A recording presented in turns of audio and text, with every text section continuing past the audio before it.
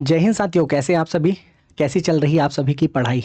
उम्मीद है आप सभी की पढ़ाई तो बहुत ही अच्छी चल रही होगी। जीत की तैयारी आपकी बहुत ही सुदृढ़ हो रही होगी। साथियों, अभी तक हमने 5 लेक्चर कंप्लीट कर लिया है। ये तो 5 जियोग्राफी के हैं। उसके अलावा भी हमने कला और संस्कृति, जी हाँ, आर्ट एंड कल्चर का भी एक संपूर्ण लेक्चर कवर अप कर लिया है। उम्मीद है आपने पूरे के पूरे लेक्चर को देखा होगा।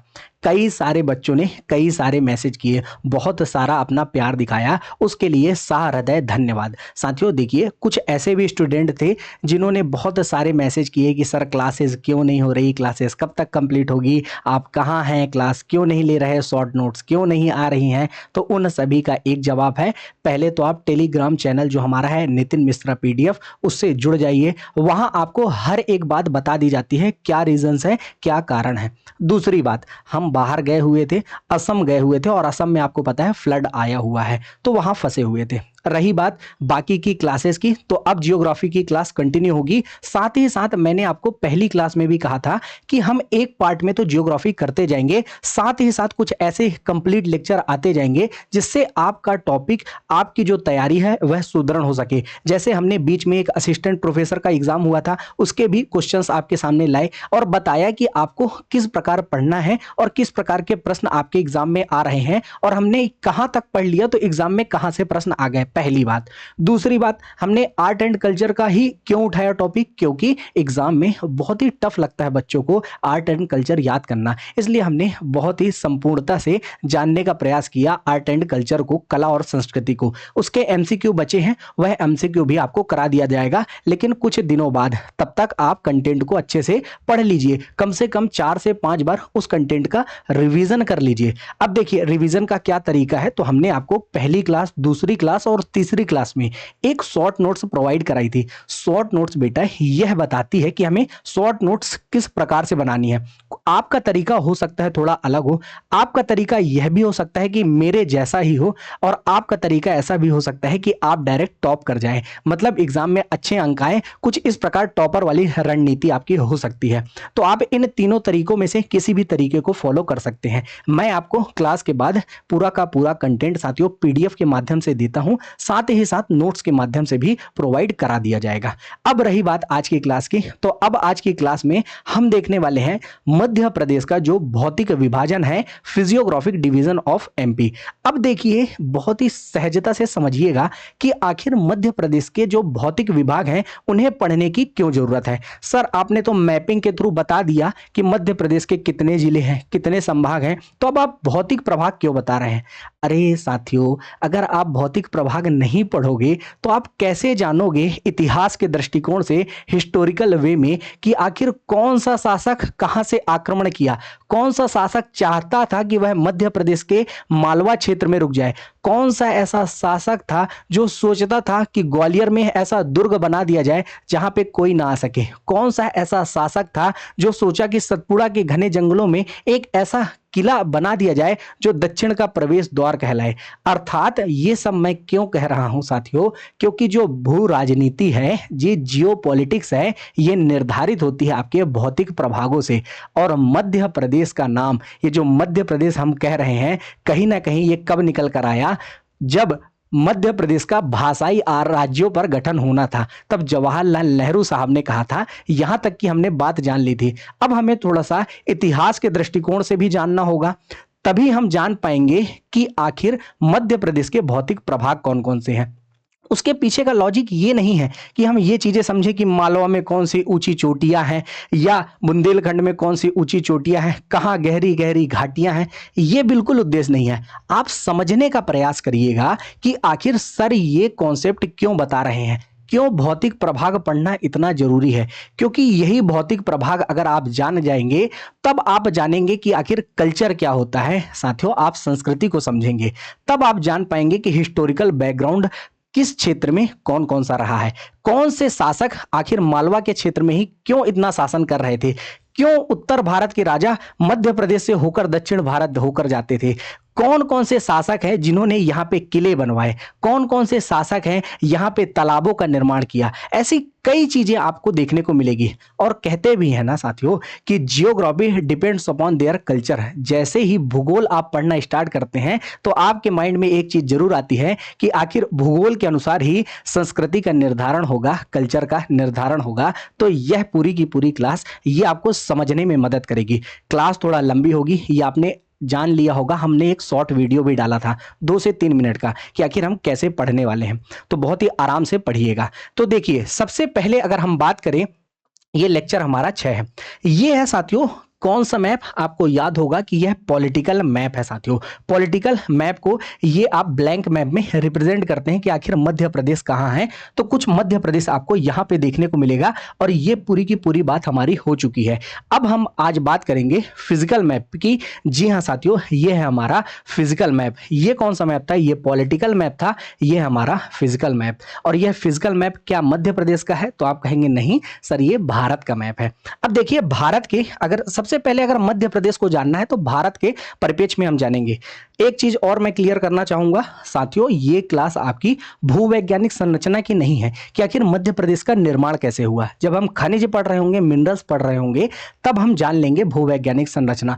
यहां हम केवल और केवल भौतिक प्रभागों को जानेंगे कि आखिर एसपी चटर्जी साहब ने, स्पेट महोदय ने, सिंह महोदय ने, साथ ही साथ प्रमीला कुमार ने किस प्रकार से मध्य प्रदेश को बांटा है। भारत की जो मानचित्रावली है उसमें मध्य प्रदेश के कितने प्रभाग हैं। और देखिए 2000 के बाद छत्तीसगढ़ का विभाजन हुआ है, तो उसके पहले कैसे प्रभागों को बांटा गया था, कुछ इस प्रकार हम जानने का प्रयास करेंगे।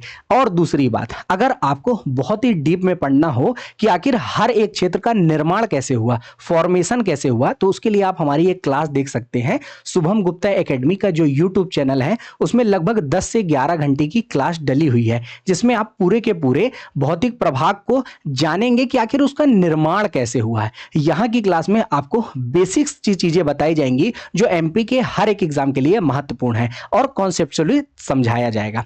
चलिए अब बात करते हैं ये कौन सा मैप है, तो यह फिजिकल मैप है भारत का। अब देखिए यहां जो आपको ऊपर की पूरी सीमाएं देखने को मिलेगी, ये पूरी की पूरी सीमाएं कौन सी है, सबसे पहले है the great Himalaya, great Himalayas. और यही हिमालय का दक्षिण वाला भाग कौन सा है साथियों, ये पूर्वांचल की पहाड़ियां आपको देखने को मिल जाती है।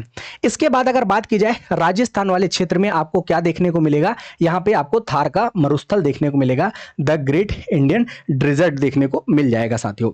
मरुस्थली भूमि है राजस्थान की, जी हाँ, जिसका नाम है थार मरुस्थल। ये आपको राजस्थान और साथ ही साथ पाकिस्तान में भी देखने को मिलेगा। अब देखिए उसके बाद का जो प्रभाग हम देखने वाले हैं, तो ये देखिए ये नीचे का पूरा क्षेत्र, ये आपको गंगा यमुना का दोआब देखने को मिलेगा, बिल्कुल उर्वर भूमि देखने को मिल जाती है। इसके बाद अगर बात की जाए साथियों, लगभग इतना बड़ा हिस्सा ये आपको जो देखने को मिलेगा, इसका नाम है प्रायद्वीपीय पठार। और हमारी जो कहानी स्टार्ट होने वाली है बिल्कुल इसी प्रायद्वीपीय पठार से स्टार्ट होने वाली है और यह सबसे बड़ा प्रभाग देखने को मिलेगा। प्रायद्वीपीय पठार ही क्यों कह रहे हैं, प्रायद्वीपीय उस क्षेत्र को कहा जाता है जो 3 ओर से जल से घिरा होता है। पेनिनसुलर उसे कहा जाता है साथियों जो 3 ओर से जल से घिरा हो। जैसे ये प्रायद्वीपीय पठार देखिए, पश्चिम की ओर ये अरेबियन सी अर्थात अरब सागर, बे ऑफ बंगाल ये पूर्व की ओर जिसे कहा जाता है बंगाल की खाड़ी, और नीचे आपको देखने को मिलेगा इंडियन ओशियन अर्थात हिंद महासागर से घिरा हुआ है। इसके पश्चिम में आपको इस प्रकार से देखने को मिलेगी वेस्टर्न घाट और पूर्व की ओर आपको देखने को मिलेंगे साथियों ईस्टर्न घाट, जी हाँ पूर्वी घाट कहलाता है। कुछ इस प्रकार से ये भारत का भौतिक विभाजन है। अब हमें भारत का भौतिक विभाजन नहीं पढ़ना है, ये शुभम सर आपको पढ़ाएंगे, हमें मध्य प्रदेश का भौतिक विभाजन पढ़ना है। तो चलिए हम आगे बढ़ते हैं मध्य प्रदेश के भौतिक विभाजन की ओर। और अगर भौतिक विभाजन पढ़ना है तो आपको एक चीज थोड़ा सा दिमाग में बैठा कर रखनी होगी। चलिए अब हमने यहां तक की जो बात की ये पूरी की पूरी फिजिकल मैप इंडिया की संदर्भ में बात की है। अब मध्य प्रदेश के संदर्भ में अगर हमें जानना है तो सबसे पहले हमें जानना होगा कि मध्य प्रदेश का जो अधिकांश भाग है, जी हां, वह प्रायद्वीपीय पठार का भाग है। और प्रायद्वीपीय का मतलब क्या है, पेनिनसुलर का मतलब क्या है, जो 3 ओर से जल से घिरा हो। पश्चिम में आपने देखा यहां पे वेस्टर्न घाट के जस्ट बगल में आपको देखने को मिलता है कौन सा सागर, तो अरब सागर देखने को मिलता है साथियों। वहीं पूर्व में अगर बात की जाए तो यहाँ पे आपको बंगाल की खाड़ी देखने को मिलती है। वहीं दक्षिण की बात की जाए तो इंडियन ओशियन आपको देखने को मिलता है, हिंद महासागर देखने को मिल जाता है। इसलिए यह कौन सा पठार है? पेनिनसुलर पठार है साथियों, पेनिनसुलर प्लेटू है। और यह प्लेटू क्यों? क्योंकि यह समतल भाग है, जमीन से ऊंचा उठा भाग है। जमीन से कहां से? तो ये पश्चिमी घाट और पूर्वी घाट से थोड़ा ऊपर उठा हुआ है, इसलिए इसे पेनिनसुलर पठार कहा जाता है। थोड़ा सा इंफॉर्मेशन है, ये आपको इंडियन जियोग्राफी में बहुत अच्छे से समझाई जाएगी। बहरहाल देखिए, ये जो प्रायद्वीपीय पठार है, इसका जो विभाजन किया गया है, यह नर्मदा सोन रिफ्ट वैली से किया गया है। यह कौन सी रिफ्ट वैली है? तो इस रिफ्ट वैली का नाम है नर्मदा सोन भ्रंश घाटी। बिल्कुल, नर्मदा सोन भ्रंश घाटी इसे विभाजित करती है दो बराबर भागों में। क्या नाम है इसका? नर्मदा सोन घाटी इसका नाम है। नर्मदा सोन घाटी के जस्ट ऊपर वाला जो भाग है, उस भाग को क्या कहा जाता है? तो इसे भूगोलवेताओं ने इसका अलग नाम दिया, जबकि नर्मदा सोन भ्रंश घाटी के जस्ट नीचे वाला जो भाग है, उसे भूगोलवेताओं ने अलग नाम दिया। मतलब दोनों के दोनों ही अलग नाम से रिप्रेजेंट होते हुए आपको देखने को मिल जाएंगे। तो यहां हमारी कहानी बिल्कुल प्रायद्वीपीय पठार में ही है। तो ऊपर का जो भाग है, इसे कहा जाता है केंद्रीय उच्च भूमि, केंद्रीय उच्च भूमि। और यह जो नीचे का भाग है, इसे कहा जाता है दक्कन का पठार, दक्कन प्लेटू। दो उपभाग आपको देखने को मिले। दो उपभाग कहां से देखने को मिले? नर्मदा सोन रिफ्ट वैली से देखने को मिले। इंग्लिश मीडियम में भी लिख लीजिएगा, अंग्रेजी माध्यम के छात्र।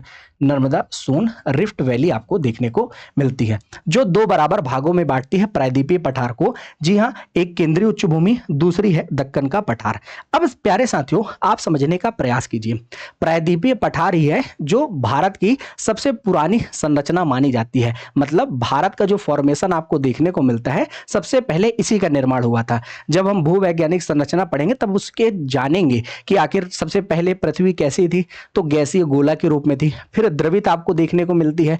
जी हाँ, गैस क्या होगा? वेपराइजेशन के बाद तो द्रव में बदलेगी। द्रव क्या होगा साथियों? ठोस होता जाएगा, है ना। धूल के कण है, गुरुत्वाकर्षण है, एक साथ आते जाएंगे तो एक समय के बाद यह ठोस हो जाएगी। और यह सब कब है? 4.6 बिलियन ईयर्स एगो की बात है। फिर थोड़ा और टाइम आगे बढ़ेगा तो बहुत बड़ा महाद्वीप बना, जिसका नाम क्या था? पेंजिया। और बहुत बड़ा महासागर बना, जिसका नाम क्या था? पैंथालासा। फिर अंगारा लैंड और गोंडवाना लैंड इसी से बनते हैं। किससे? पेंजिया दो भागों में विभाजित होता है। पेंजिया, जी हाँ, दो भागों में। कैसे? अंगारा लैंड और गोंडवाना। तो हमारा जो प्रायद्वीपीय पठार है, किसका भाग है?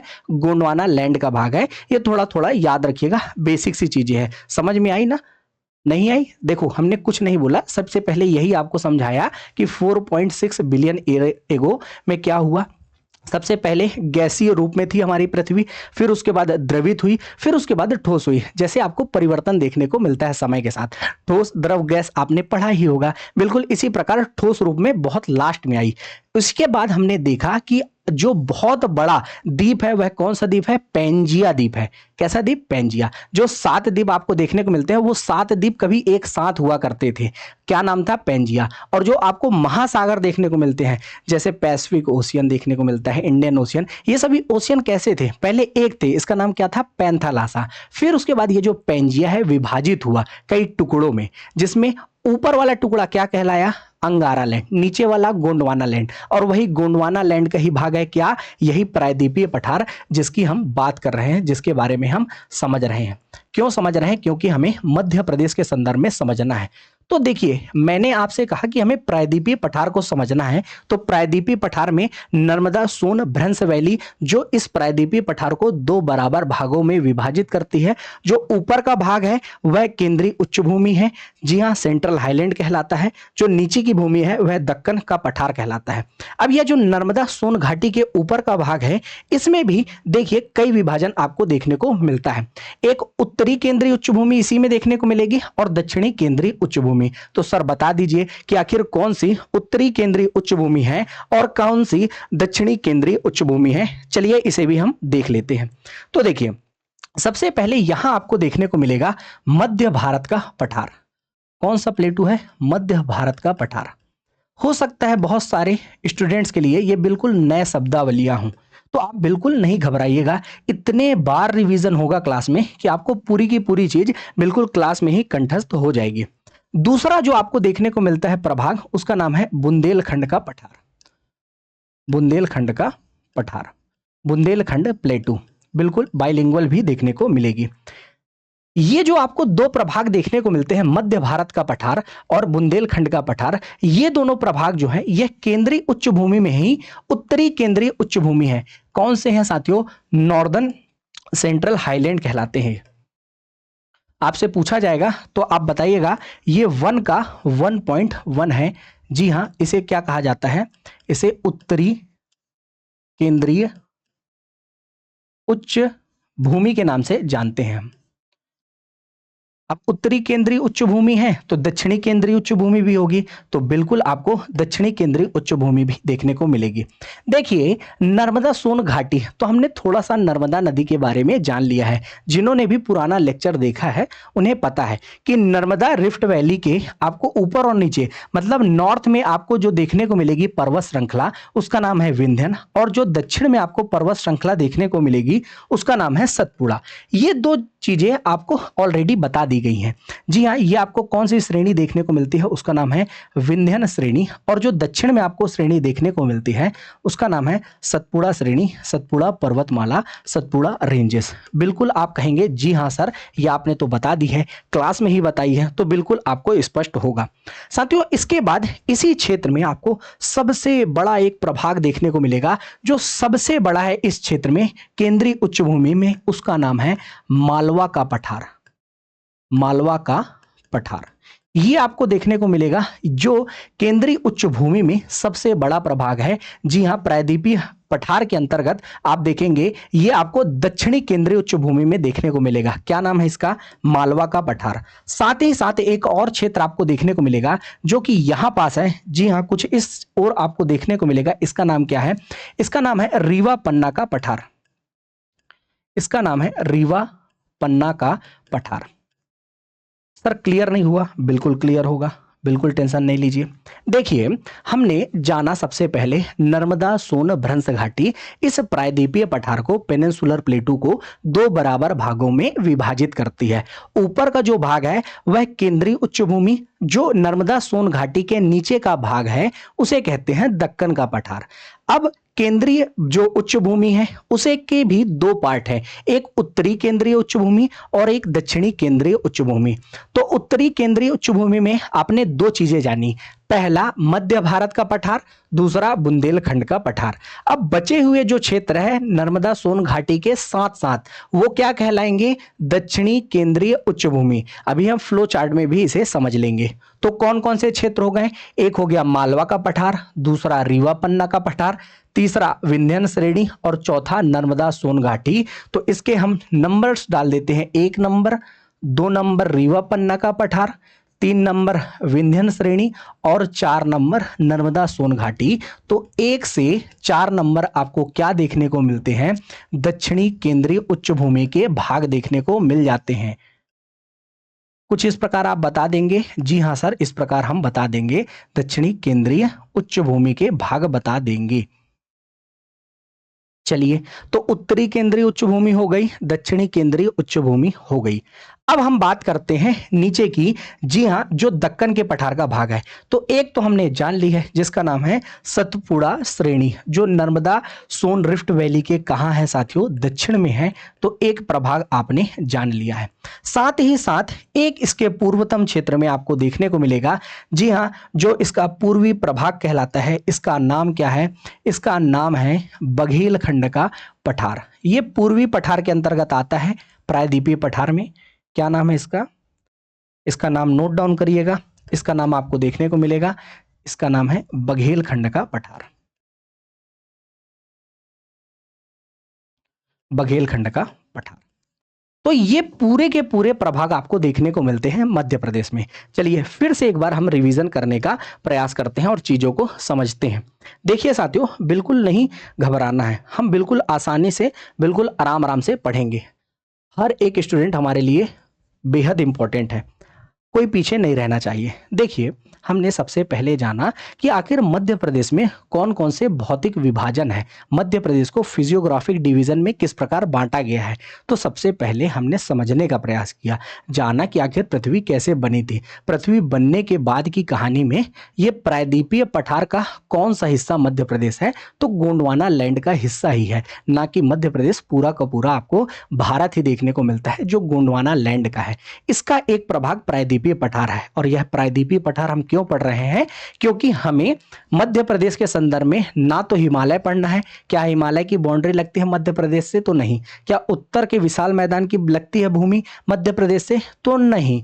क्या यहाँ पे राजस्थान के मरुस्थल से लगती है, नहीं। ना तो वेस्टर्न घाट से, ना तो ईस्टर्न घाट से, केवल और केवल प्रायद्वीपीय पठार का आपको हिस्सा देखने को मिलता है मध्य प्रदेश। और इस प्रायद्वीपीय पठार को कई भौतिक प्रभागों में बांटा गया है, जिसमें आपको सबसे पहला देखने को मिलता है केंद्रीय उच्च भूमि, central highland, and the second one is Deccan का पठार। और ये दोनों का जो विभाजन है किस आधार पर किया गया है, तो नर्मदा सोन भ्रंश घाटी, नर्मदा सोन रिफ्ट वैली के अनुसार विभाजन किया गया है।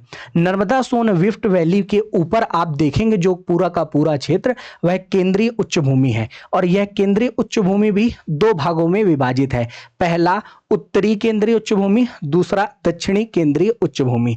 अब उत्तरी केंद्रीय उच्च भूमि में दो प्रभाग, कौन कौन से दो डिवीजन, पहला मध्य भारत का पठार, Madhya Bharat plateau, and the second one is Bundelkhand plateau, Bundelkhand का पठार।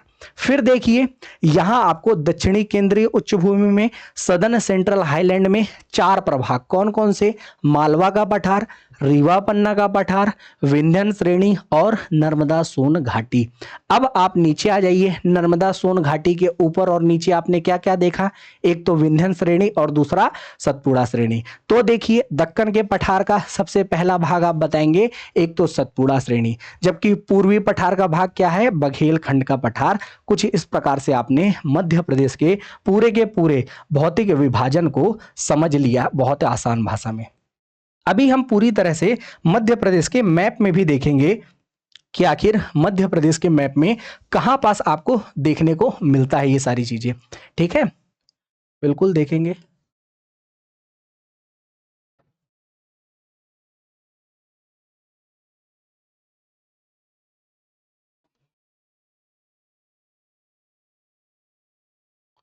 तो ये आपने देख लिया। इसके बाद भी हम देखेंगे साथियों कि आखिर कौन कौन से महोदय हैं जिन्होंने मध्य प्रदेश के भौतिक विभाजन को कई अलग अलग रूपों में बांटा है। किसी ने 3 भागों में, किसी ने 7 भागों में, किसी ने 10 भागों में। जी हाँ, तो उसके अनुसार भी हम देखेंगे। तो कुछ इस प्रकार आपको याद रखना है मध्य प्रदेश के भौतिक विभाग। चलिए अब देखते हैं कि आखिर भूगोलवेताओं ने किस प्रकार से विभाजन किया है। तो चलिए देख लेते हैं भूगोलवेताओं के अनुसार। अगर भूगोलवेताओं के अनुसार हमने देख लिया तो सारी की सारी चीजें बिल्कुल क्लियर हो जाएंगी। बताइए हो जाएंगी कि नहीं। तो भूगोलवेताओं के अनुसार विभाग या विभाजन का आप कर लीजिए, डिविजन्स, फिजियोग्राफिक डिवीजन आप लिख लीजिएगा। चलिए तो देखते हैं कौन कौन से विभाग हैं। देखिए सबसे पहले हम बात करेंगे स्पेट महोदय के अनुसार। स्पेट ये भी एक भूगोलवेता है और इन्होंने 1954 में, सन भी याद रख सकते हैं, कभी अगर एमपी में कोई भी एग्जाम में पूछ लिया जाए तो आप बताइएगा जी हाँ हमें पता है। स्पेट महोदय ने बांटा था कब, 1954 के टाइम पीरियड में। फिर उसके बाद जो सबसे ज्यादा मान्यता प्राप्त हैं जिनका नाम है एसपी चटर्जी, शिव प्रसाद चटर्जी जी।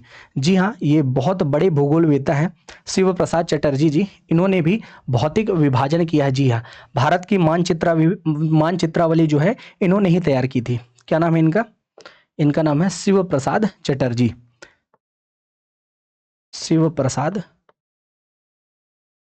चटर्जी जी, शिव प्रसाद चटर्जी जी। इन्होंने 1964 में विभाजन किया था। कब, याद रखिएगा समय, इनका टाइम पीरियड है 1964 के टाइम पीरियड पे। फिर आते हैं हमारे सिंह साहब, सिंह जी ने भी किया था। क्या नाम है, सिंह जी ने, और इन्होंने 1968 और 1971 दो बार विभाजन किया था। कब कब, 1964 और 1971, 64 68 है साथियों, 1968 है ना, सुधार लीजिएगा, 1968 और 1971। फिर आते हैं प्रमीला कुमार के में, प्रमीला कुमार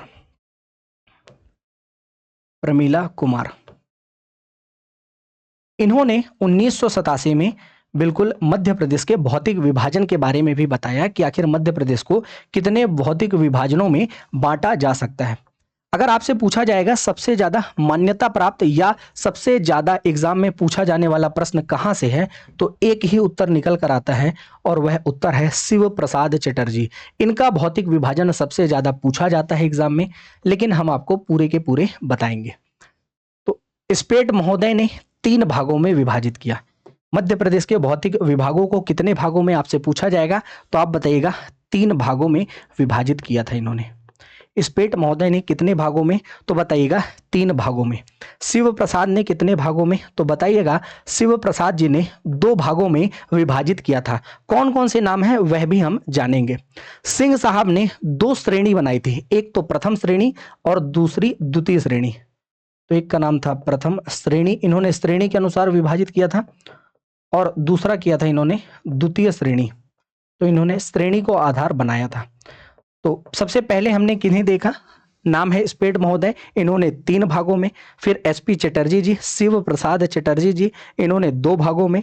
फिर सिंह साहब ने प्रथम श्रेणी और द्वितीय श्रेणी। फिर प्रमीला कुमार ने, जी हाँ, इन्होंने 10 भागों में विभाजित किया था, 10 भागों में, जी हाँ 10 प्रभाग बताए थे, जिसमें से आपको केवल 7 एमपी में और 3 आपको छत्तीसगढ़ में देखने को मिलते हैं। तो क्या हमें छत्तीसगढ़ वाले याद करने होंगे, तो बिल्कुल नहीं याद करने होंगे।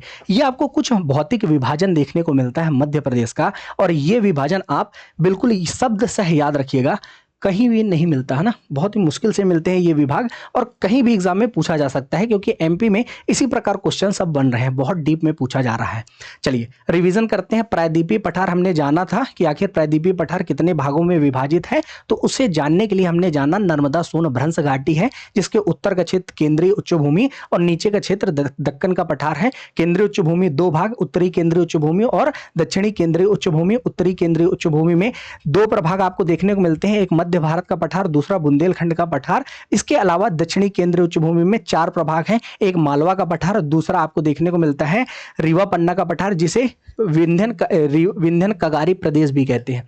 तो इसे आप लिख सकते हैं, इसे विंध्यन, क्योंकि ये कगार भूमि है कहा जाता है। कगार मतलब स्कार्पलैंड, विंध्यन स्कार्पलैंड भी कहा जाता है, विंध्यन कगारी प्रदेश या विंध्यन स्कार्पलैंड भी कहा जाता है।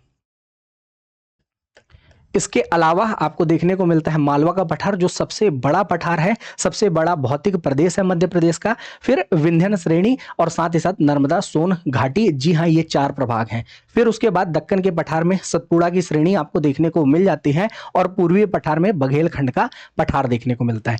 इन्हीं प्रभागों को, जी हाँ, इन लोगों ने, स्पेट महोदय, शिव प्रसाद चटर्जी जी, सिंह साहब और प्रमीला कुमार ने अलग अलग भागों में विभाजित कर दिया है, कुछ भी अलग नहीं है। जैसे सेंट्रल विंध्यन कंट्री, इन्होंने 3 भाग कौन कौन से बताए, देखिए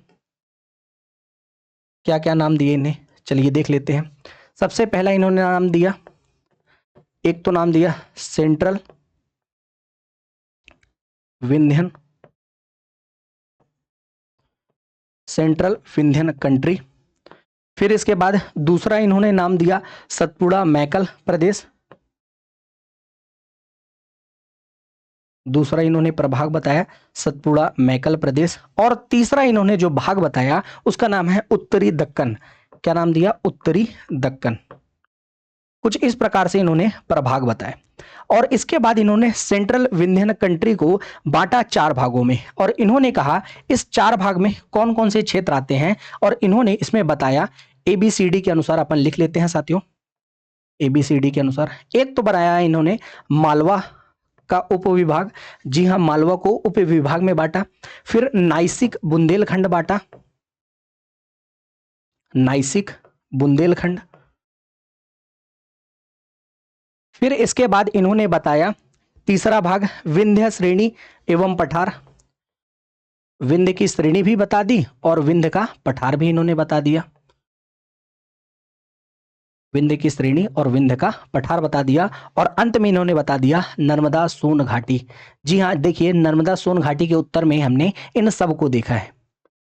आप कह रहे होंगे जी हाँ सर, और इसलिए ये बिल्कुल भी नया नहीं लग रहा है। अभी मध्य प्रदेश के मैप में भी दिखाएंगे, पहले भौतिक विभाजन आप समझ लीजिए। फिर उसके बाद हम आते हैं सतपुड़ा मैकल में। तो इसमें इन्होंने सतपुड़ा श्रेणी बताई, इसके भी इन्होंने तीन भाग बांटे। एक तो इन्होंने सतपुड़ा श्रेणी बता दी, फिर इसके बाद इन्होंने बता दिया महादेव श्रेणी, जो कि हम सतपुड़ा में ही पढ़ेंगे, और तीसरा इन्होंने मैकल बता दिया, मैकल श्रेणी और पठार। कुछ इस प्रकार से इन्होंने विभाजन कर दिया इसका। और अंत में अगर बात की जाए तो उत्तरी दक्कन में इन्होंने बांट दिया और इसका नाम कर दिया इन्होंने बघेलखंड। जी हाँ, इसमें इन्होंने बघेलखंड कर दिया और साथ ही साथ इसमें इन्होंने कर दिया अन्य उपविभाग। अन्य उपभाग जो कहाँ आते हैं, जो हमसे अलग हुआ छत्तीसगढ़। तो सीजी हमने शॉर्ट में लिख दिया।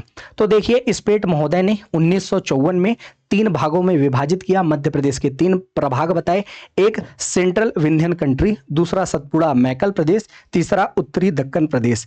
1 नंबर सेंट्रल, दूसरा सतपुड़ा और तीसरा उत्तरी दक्कन। सेंट्रल विंध्यन कंट्री में मालवा, नासिक, बुंदेलखंड, विंध्य श्रेणी एवं पठार, नर्मदा सोन घाटी। सतपुड़ा मैकल में सतपुड़ा, महादेव श्रेणी, मैकल श्रेणी। उत्तरी दक्कन में बघेलखंड का पठार और साथ ही साथ अन्य उपभाग जो छत्तीसगढ़ में आते हैं। साथियों, शिव प्रसाद चटर्जी के अनुसार जो 2 भाग हैं वह हम मैप के माध्यम से देखेंगे। मध्य प्रदेश का पूरा मैप हम समझने का प्रयास करेंगे। सिंह महोदय ने देखिए 2 भागों में बांटा, एक प्रथम श्रेणी और दूसरा द्वितीय श्रेणी, जिसमें इन्होंने 3 भाग बांटे। इसके प्रथम श्रेणी के कितने भाग, 3 भाग बांटे। और ये इसमें जो पहला भाग बांटा बहुत ही इंटरेस्टिंग तरीके से बांटा इन्होंने कहा ये जो प्रभाग है यह उदयपुर ग्वालियर उप प्रभाग है। उदयपुर के साथ साथ इन्होंने किसे मिला दिया, ग्वालियर को मिला दिया और कहा उदयपुर ग्वालियर वृहद प्रदेश। सबसे वृहद प्रदेश का नाम दे दिया उदयपुर ग्वालियर वृहद प्रदेश। सबसे पहला प्रदेश इन्होंने इसे ही माना और इस प्रदेश का नामकरण उदयपुर ग्वालियर वृहद प्रदेश किया प्रथम श्रेणी में। दूसरा इन्होंने मालवा प्रदेश कहा, मालवा प्रदेश कहा। और तीसरा प्रदेश इन्होंने कहा बुंदेलखंड, बुंदेलखंड, बुंदेलखंड का प्रदेश कहा। जबकि द्वितीय श्रेणी में इन्होंने विंध्य प्रदेश को रखा, यहां इन्होंने विंध्य प्रदेश को रखा और साथ ही साथ बघेलखंड को रख लिया। विंध्य श्रेणी कर लीजिए और साथ ही साथ बघेलखंड ये द्वितीय श्रेणी में रखा। क्या नाम है इनका, इनका नाम है सिंह महोदय। अब देखिए, अब हम आ चुके हैं सबसे लास्ट अपने प्रमीला कुमार, जो 1987 में विभाजन किया 10 भागों में। जी हाँ, मध्य प्रदेश का जो पुनर्गठन है, आपको अंतिम पुनर्गठन देखने को मिल रहा है 2000 में, जब छत्तीसगढ़ हमसे विभाजित हो रहा है। तो यहाँ बिल्कुल छत्तीसगढ़ भी ऐड होगा। तो 10 भागों में इन्होंने विभाजित किया।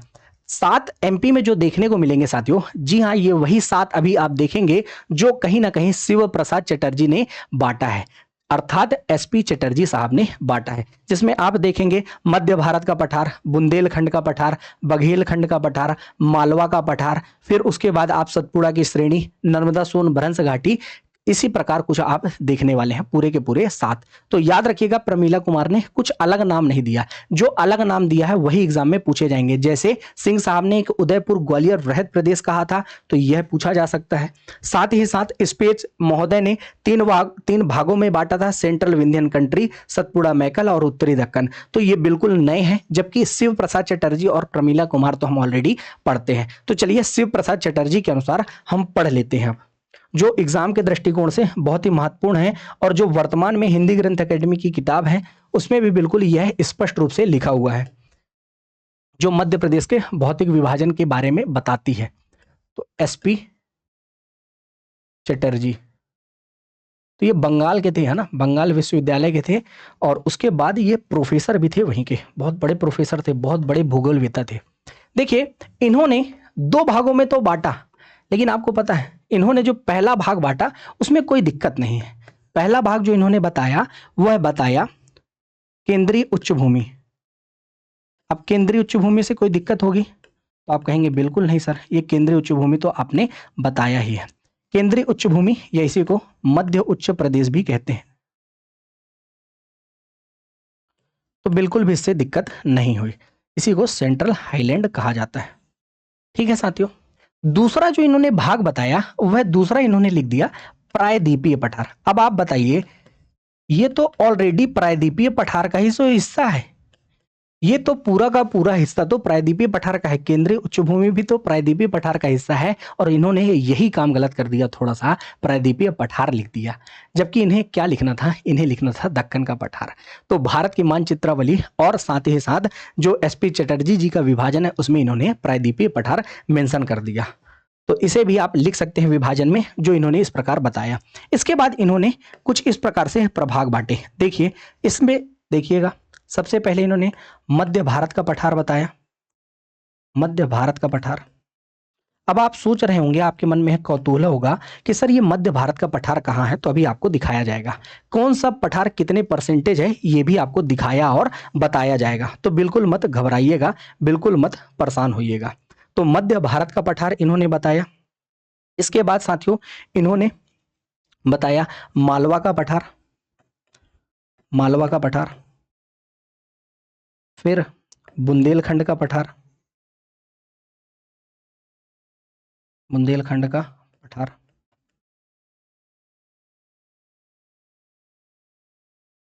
फिर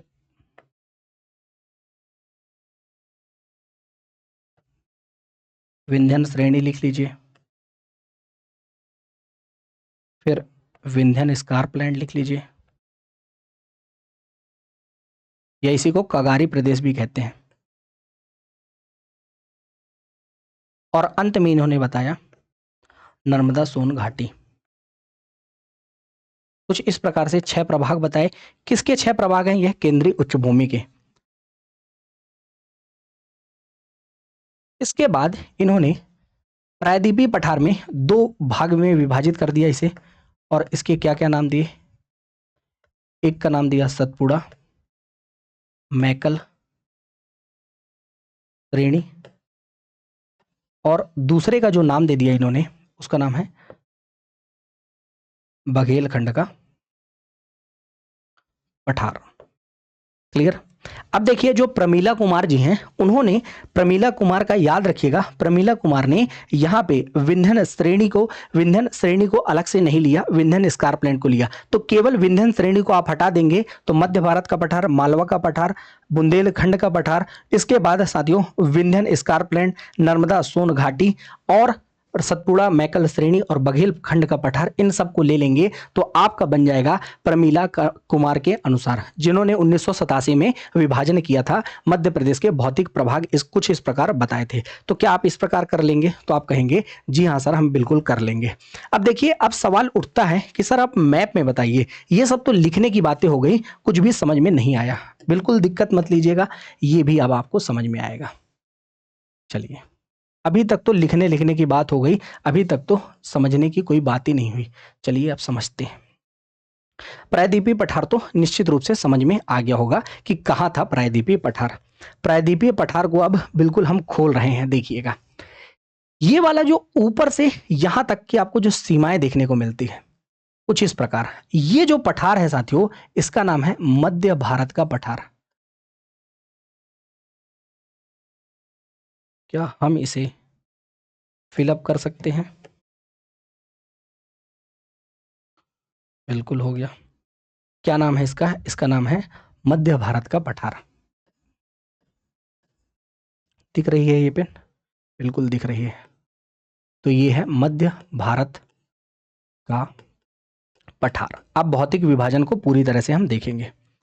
जस्ट बगल में आ जाइए, जो आपने देखा था मध्य भारत के जस्ट साथ में आपने देखा था दूसरा, जिसका नाम था बुंदेलखंड का पठार।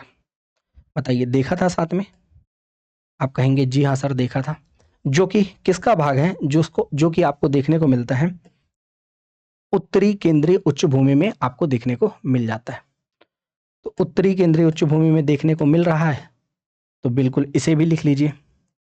तो दूसरा प्रभाग आपका कौन सा हो गया? बुंदेलखंड का पठार।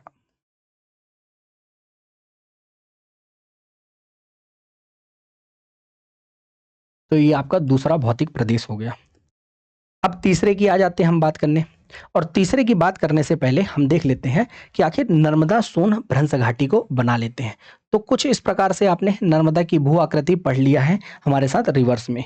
तो कुछ इस प्रकार से आपको विभाजित करती हुई देखने को मिलती है। क्या नाम है इसका? नर्मदा सोन भ्रंश घाटी। नर्मदा सोन भ्रंश घाटी से कहा जाता है, रिफ्ट वैली कहा जाता है।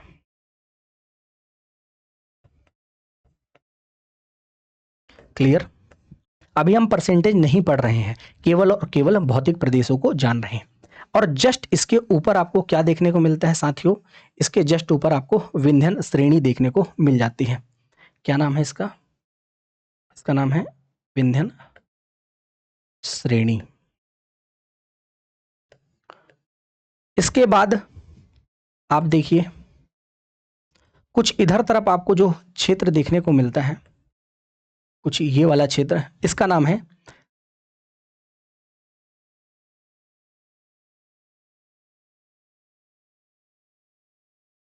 रीवा पन्ना का पठार।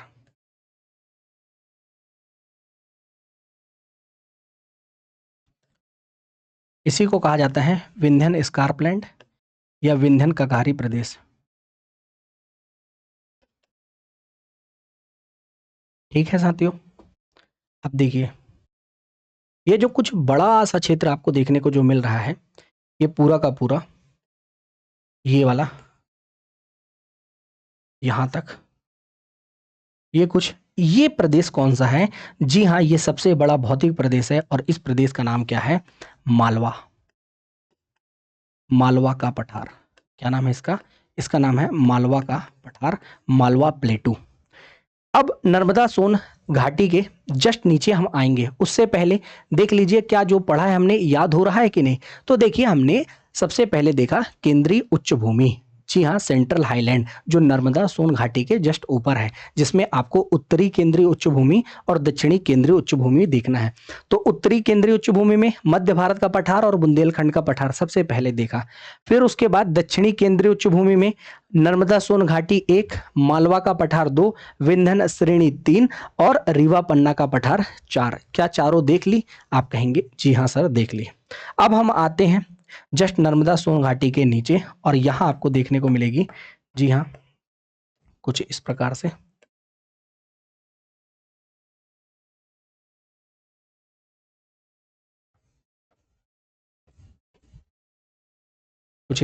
आपको देखने को मिलेगी। और ये क्या है? आपकी सतपुड़ा मैकल श्रेणी।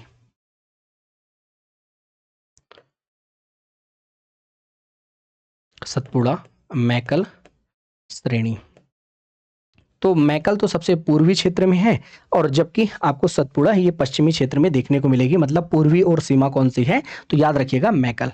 और यहां पास आपको देखने को मिलेगा जो पठार है, उस पठार का नाम क्या है?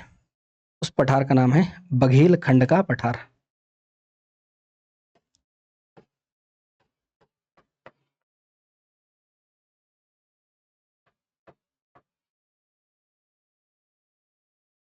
चलिए, तो इस प्रकार से आपने कुछ चीजों को जान लिया।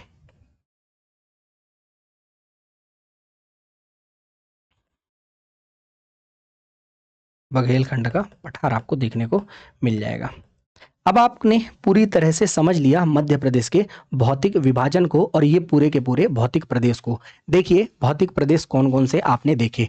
मध्य भारत का पठार, बुंदेलखंड का पठार, ये मालवा का पठार, विंध्यन श्रेणी, रीवा पन्ना का पठार, नर्मदा सोन भ्रंश घाटी, फिर उसके बाद बघेलखंड का पठार और सतपुड़ा मैकल श्रेणी, पूरे के पूरे 8 क्षेत्र को देख लिया है। अब मध्य प्रदेश के भौतिक विभाजन अगर हम देख रहे हैं तो हमें यह भी पता होना चाहिए कि कौन सा क्षेत्र कितने प्रतिशत क्षेत्रफल कवर अप करता है, कौन सा क्षेत्र सबसे बड़ा है भौतिक प्रभाग में, कौन सा भौतिक प्रभाग सबसे छोटा है, फिजियोग्राफिक डिवीजन कौन सा छोटा कौन सा बड़ा, और इनका क्रम किस प्रकार है। तो यह भी हमारे लिए बिल्कुल जानने योग्य है। तो चलिए एक एक करके हम देख लेते हैं कौन सा बड़ा छोटा है।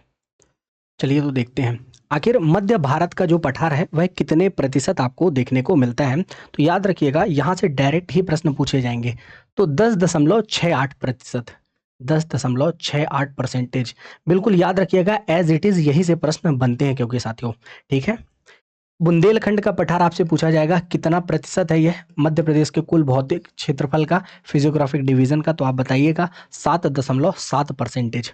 वहीं आपसे पूछा जाएगा सबसे बड़ा जो भौतिक प्रदेश है मालवा का पठार वह कितने प्रतिशत है, तो आप बताइएगा यह आपको लगभग 28.62 28.62% आपको देखने को मिल जाता है।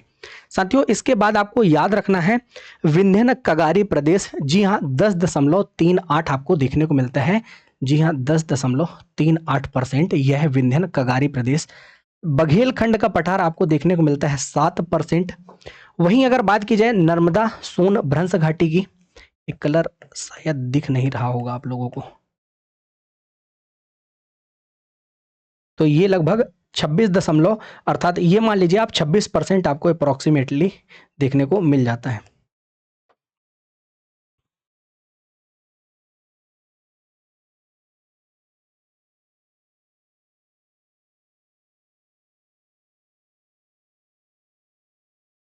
कुछ ज़्यादा ही गायब हो गया, कोई बात नहीं।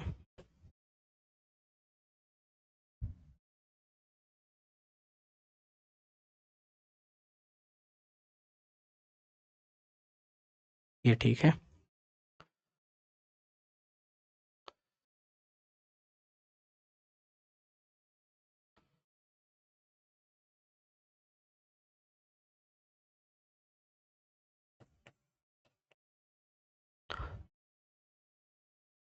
नर्मदा सोन रिफ्ट वैली या भ्रंश घाटी ये आपको देखने को मिलेगी 26%।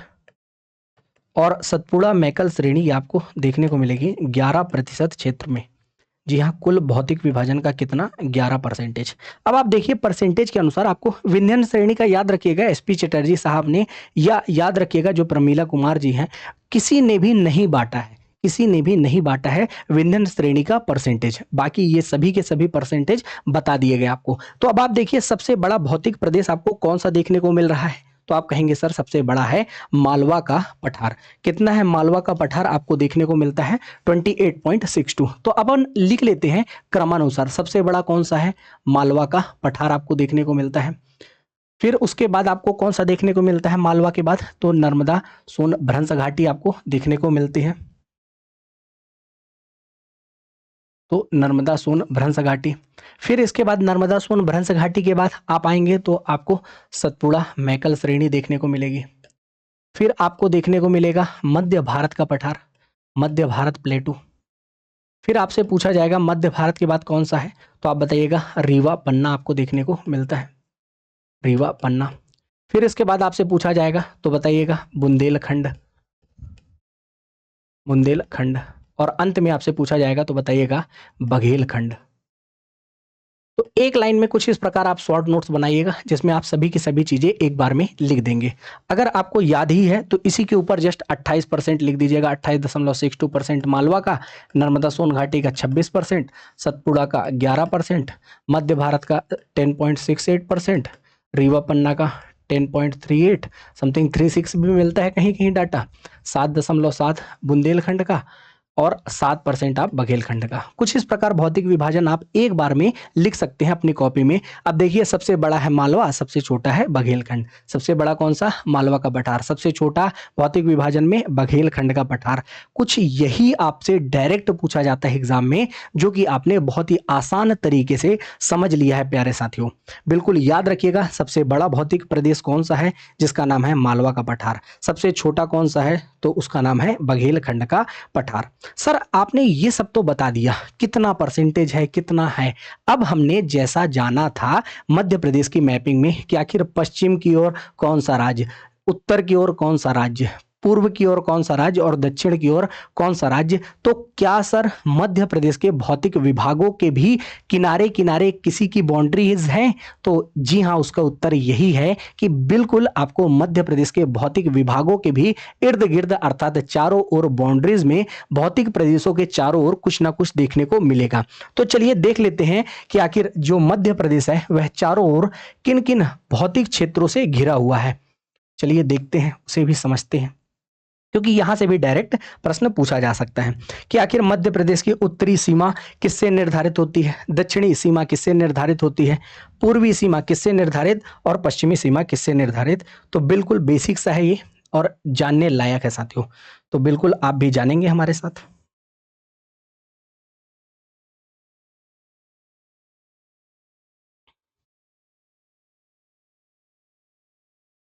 चलिए देख लेते हैं। तो साथियों ये तो आपको पता है, उत्तर का क्षेत्र नॉर्थ, पश्चिम का क्षेत्र वेस्ट, दक्षिण का क्षेत्र साउथ, पूर्व का क्षेत्र ईस्ट, ये भी आपने जान लिया। इधर की ओर आपको छत्तीसगढ़, इधर की ओर साथियों उत्तर प्रदेश, यहाँ पश्चिम की ओर राजस्थान, साथियों यहाँ पे आपको गुजरात पश्चिम में, दक्षिण की ओर महाराष्ट्र देखने को मिल जाता है। तो चलिए देख लेते हैं भौतिक प्रदेश के चारों ओर क्या क्या देखने को मिलता है। ये उत्तरी क्षेत्र जो आपको देखने को मिला था, मध्य भारत का पठार जो राजस्थान से सटा हुआ है, तो यहाँ पे जो आपकी सीमाएं लगेगी तो राजस्थान उच्च भूमि से लगेगी। किससे आपसे पूछा जाएगा तो बताइएगा, पश्चिम में राजस्थान उच्च भूमि से, जिसमें आपको बूंदी की पहाड़ियाँ देखने को मिलती हैं, बूंदी की पहाड़ियाँ स्पेशली देखने को मिल जाती हैं, ये राजस्थान उच्च भूमि में। याद रखिएगा बूंदी की पहाड़ियाँ आपको देखने को मिल जाती है राजस्थान उच्च भूमि की ओर। और साथ ही साथ आपको क्या देखने को मिलता है, करौली डांग भी देखने को मिल जाता है। कौन सा डांग है, जिसका नाम है करौली डांग, करौली डांग, बिल्कुल ये पश्चिमी सीमा निर्धारित होती है। जबकि यहां आप उत्तर में आपको क्या देखने को मिलेगा साथियों, उत्तर की ओर जो आपको देखने को मिलेगा उसका नाम याद रखिएगा, ये पश्चिम में आपने जान लिया। जबकि उत्तर में आपको यमुना के मैदान देखने को मिलेंगे, यमुना के मैदान, यमुना के मैदान, गंगा यमुना का मैदान आपने जरूर सुना होगा, उत्तर के वैशाल मैदान में आता है। तो यहाँ उत्तर में कैसा है साथियों, यमुना के मैदान है। जबकि अगर पूछा जाए सीमा कौन सी नदी बनाती है मध्य प्रदेश की, कौन सी सीमा मध्य प्रदेश की उत्तरी सीमा बनाती है, तो यहाँ से याद रखिएगा जाना पांव से निकलने वाली एक नदी है जिसका नाम है चंबल। तो ये इस प्रकार से मध्य प्रदेश और राजस्थान की सीमा बनाती है जिसका नाम है चंबल नदी। लेकिन अगर मध्य प्रदेश के चारों ओर पूछा जाए पश्चिम में क्या है तो बताइएगा राजस्थान उच्च भूमि है जिसमें बूंदी की पहाड़ियां और करौली डांग है, उत्तर में यमुना के मैदान है। इसी प्रकार कुछ आप देखिएगा यहाँ पे आपको पश्चिम में ही कुछ इस प्रकार से पर्वत श्रृंखला देखने को मिलेगी जिसका नाम है अरावली श्रेणी, जिसका नाम है अरावली श्रेणी। तो इसे भी थोड़ा सा याद रखिएगा। विश्व के सबसे पुराने पर्वतों में से एक है साथियों, जी हाँ, जिसका नाम है अरावली श्रेणी। सबसे प्राचीनतम पर्वतों में से एक है विश्व का जिसका नाम है अरावली श्रेणी। तो इसे भी थोड़ा सा दिमाग में बैठा कर रखिएगा, कई बार एग्जाम में यहाँ से भी प्रश्न पूछे जाते हैं। तो कई बार हमें बेसिक चीज़ें भूलनी नहीं है, बेसिक चीज़ों को भी याद करके चलना है। चलिए ये भी हमने देख लिया अरावली श्रेणी। नीचे आते हैं तो यहाँ साउथ में बिल्कुल दक्षिणी सीमा जो बनाती है नदी उसका नाम है ताप्ती नदी। तो मध्य प्रदेश की दक्षिणी सीमा बनाने वाली नदी आपसे डायरेक्ट पूछा जाएगा तो आप बताइएगा उस दक्षिणी सीमा बनाने वाली नदी का नाम है ताप्ती नदी। और साथ ही साथ ये भी याद रखिएगा कि यहाँ पे आपको जो पठार देखने को मिलेगा उसका नाम है महाराष्ट्र का पठार, महाराष्ट्र का पठार, ठीक है। जब साथियों अभी तो छत्तीसगढ़ हमसे अलग हो गया, जब नहीं अलग हुआ था तो यहाँ पास आपको सीमा देखने को मिलती थी छोटा नागपुर का पठार से, छोटा नागपुर का पठार, छोटा नागपुर का पठार। इसके बाद उड़ीसा भी साथ में था तो यहाँ पे गड़जात की पहाड़ियाँ आपको देखने को मिलती थी, गड़जात की पहाड़ियाँ आपको देखने को मिल जाती थी। लेकिन अब याद रखिएगा अब आपको बिल्कुल यहाँ पे आपको जो क्षेत्र देखने को मिलता है इसका नाम है छत्तीसगढ़। हमारी सीमाएं किससे लगती हैं, छत्तीसगढ़ राज्य से लगती हैं। तो इसे बिल्कुल स्पष्ट रूप से याद रखना है आपको। क्या आप इतनी चीजें याद रख लेंगे, आप कहेंगे जी हाँ सर बिल्कुल याद रख लेंगे, क्यों याद नहीं रखेंगे। तो पश्चिम पूर्व उत्तर दक्षिण क्या आपको समझ में आया। चलिए तो कुछ इस प्रकार से आपको याद रखना है। थोड़ा सा फिर से एक सिंपल भाषा में देखिए, अगर आपसे पूछा जाए उत्तर में आपको गंगा यमुना का मैदान देखने को मिलता है जो कि अल्प मात्रा में है मध्य प्रदेश में। अगर पूर्वी और बात की जाए तो पहले छोटा नागपुर का पठार हुआ करता था, गड़जात की पहाड़ी जो उड़ीसा में है वो हुआ करती थी, लेकिन वर्तमान में आपको छत्तीसगढ़ ही केवल देखने को मिलता है। जबकि दक्षिण में आपको एक तो ताप्ती नदी देखने को मिलती है तो ताप्ती नदी की घाटी जी हाँ प्राकृतिक सीमा बनाती है। साथ ही साथ जो कि ताप्ती नदी के साथ साथ आप याद रख सकते हैं सतपुड़ा की पर्वत श्रृंखला भी है जो मध्य प्रदेश की सामरिक सीमा भी बनाती है साथियों। इसके अलावा एक चीज और जो आपको लिखना है, एक है महाराष्ट्र का पठार, महाराष्ट्र प्लेटू, बिल्कुल ये दक्षिणी सीमा बनाती है। साथ ही साथ पश्चिम में आपको क्या देखने को मिलता है, एक राजस्थान की उच्च भूमि, जिसमें आपको याद रखना है राजस्थान की उच्च भूमि में साथियों जिसका नाम है बूंदी की पहाड़ियां और करौली डांग, और साथ ही साथ याद रखिएगा एक अरावली श्रेणी। तो कुछ इस प्रकार आपको मध्य प्रदेश की प्राकृतिक सीमा देखने को मिल जाएगी। आप सोच रहे होंगे सर ने तो पॉलिटिकल मैप में सारी चीजें बता दी थी, सारे जिले बता दिए थे, ये नहीं बताया था। क्यों नहीं बताया था, इसके पीछे का रीजन यहां मिल जाएगा आपको। तो मध्य प्रदेश की प्राकृतिक सीमा यह भौतिक विभाजन का सब्जेक्ट है, प्राकृतिक सीमा। तो मध्य प्रदेश की जो प्राकृतिक सीमाएं हैं कुछ इस प्रकार से आप देख सकते हैं। कुछ इस प्रकार आपको मध्य प्रदेश की प्राकृतिक सीमा देखने को मिल जाएगी साथियों। तो इस प्राकृतिक सीमा को याद रखिएगा, उत्तर दक्षिण पूर्व पश्चिम, डायरेक्ट एग्जाम में यहां से प्रश्न पूछा जाता है प्राकृतिक सीमा से। तो अब आप निश्चित रूप से बता देंगे मध्य प्रदेश की प्राकृतिक सीमा। अब प्राकृतिक सीमा के बाद आपने जो दो चीजें पढ़ी हैं उसे भी देख लीजिए, उसका भी रिवीजन यहीं पे हो जाएगा। आपने पढ़ा है केंद्रीय उच्च भूमि, बताइए पढ़ा है कि नहीं। आप कहेंगे जी हाँ सर केंद्रीय उच्च भूमि पढ़ा है, जिसमें उत्तरी केंद्रीय उच्च भूमि और दक्षिणी केंद्रीय उच्च भूमि। और यह केंद्रीय उच्च भूमि आपने किसके अनुसार पढ़ा है, नर्मदा सोन भ्रंश घाटी के अनुसार पढ़ा है। तो ये नर्मदा सोन भ्रंश घाटी है, यहां से यहां तक का क्षेत्र आपने देखा, यहां से पूरा का पूरा ये जो मध्य भारत का पठार है पूरा यहां से यहां तक देखा, बताइए बिल्कुल यहां तक आपने रीवा पन्ना का पठार देखा। और साथियों इसी को अगर मिला दे इस त्रिभुज को तो किस इस प्रकार त्रिभुज बनेगा, बताइए बनेगा कि नहीं। आप कहेंगे जी हाँ सर बिल्कुल बनेगा। अब आप बताइए ये मध्य प्रदेश का आपको कितना प्रतिशत देखने को मिल रहा है, तो आप कहेंगे सर ये तो 2/3% देखने को मिलता है मध्य प्रदेश का, ये लगभग 2/3 है, 2/3 of Madhya Pradesh, total Madhya Pradesh areas. बताइए दिख रहा है कि नहीं, बिल्कुल चित्र में स्पष्ट है। अब बचा ही कितना, सतपुड़ा वाला क्षेत्र और बघेलखंड वाला क्षेत्र। तो आप कहेंगे जी हाँ सर यह केंद्रीय उच्च भूमि कितना परसेंटेज है, यह केंद्रीय उच्च भूमि जिसमें उत्तरी केंद्रीय उच्च भूमि और दक्षिणी केंद्रीय उच्च भूमि दोनों समाहित है।